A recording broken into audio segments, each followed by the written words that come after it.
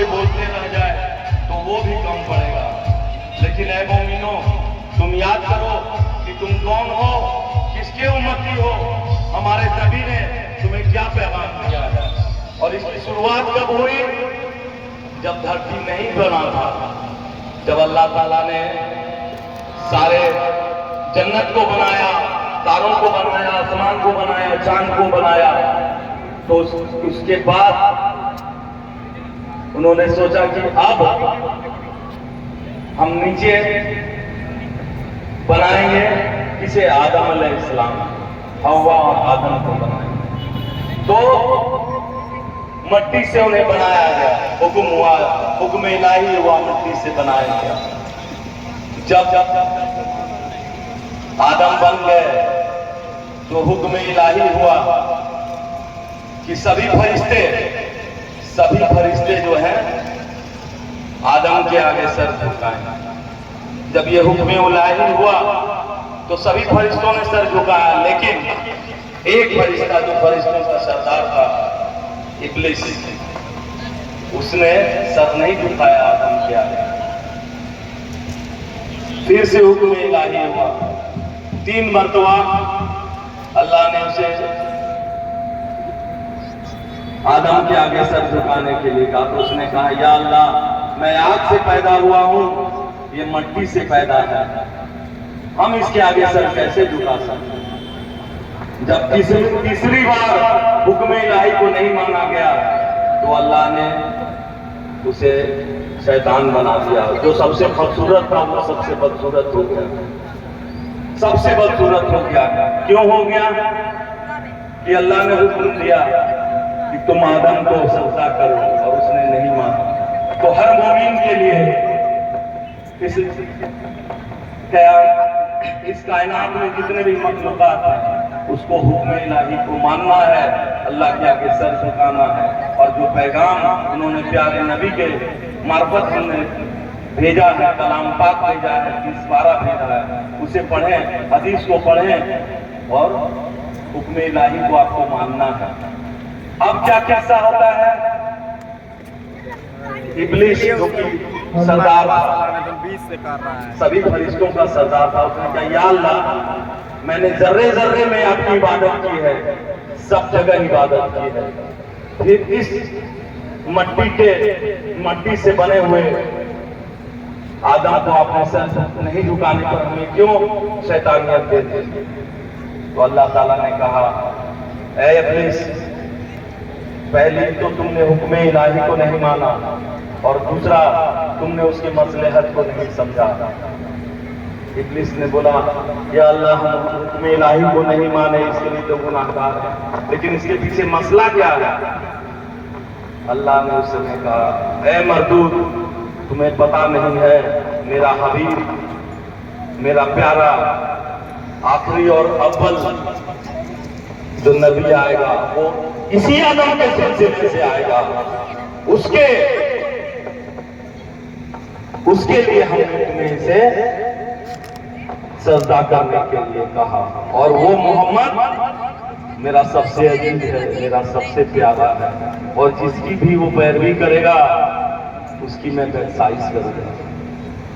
तो हजूर ने आपको जीकर दिखाया है कि हमें कैसे जीना है, कैसे चलना है, यहाँ तक कि आप पेशाब कैसे करेंगे वो भी आप हदीस में पढ़ते हैं। आपको वजू कैसे बनाना है ये भी पढ़ते हैं, आपको खाना कैसे है ये भी पढ़ते हैं, क्या आपके लिए हलाल है और क्या हराम है ये भी पढ़ते हैं।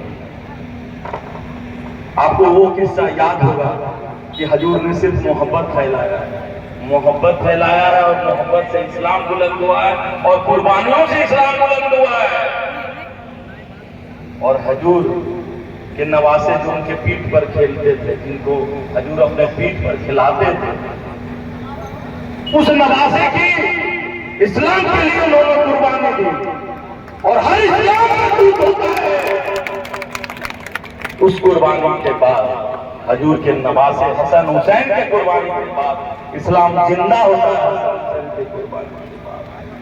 तो आप इसे याद रखें, ये बाजा बजाने का मातम का चीज है, हमें याद रखना है कि अपनी कुर्बानी देकर उन्होंने इस्लाम को जिंदा किया। और ये किस्सा भी आपको याद होगा कि हजूर जब गुजरते थे तो एक फलस्तीनी थी जो उनके ऊपर कचरा फेंक देते थे, और वो जब गुजरने लगे, एक दिन वो गुजरे तो कचरा नहीं फेंकाया, दूसरा दिन गुजरे कचरा नहीं फेंकाया, तीसरा दिन नहीं गुजरा।